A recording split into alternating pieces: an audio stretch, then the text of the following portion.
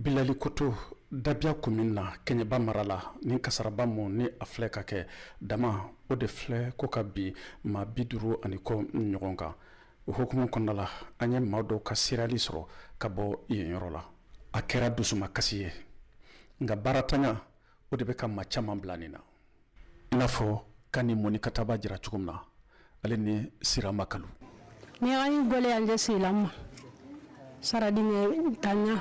muso bɛ taa baara kɛ an ka ladala damadaw la yasa ka o musakaw sɔrɔ baw yɔrɔ fosi t'an bolo bilen an bɛ an ka nakɔw sɛnɛ yɔrɔ min na a bɛɛ lajɛlen kɔni firila chinois fɛ o kama sa an bɛ obligé ka taa damadaw la yasa ka fɛnin dɔ sɔrɔ k'o kɛ an musakaw ye. Bilali Koto dugutigi Duga Keita a bɛ dugawu dɔn kɛ ka taa banbagatɔw ye ka ɲini chinois kɛlen don ka nin dingɛ minnu dayɛlɛ u ka yɔrɔ la u ka fɛɛrɛ kɛ a bɛɛ ka datugu. Ne kɔni bɛ Ala tarala min na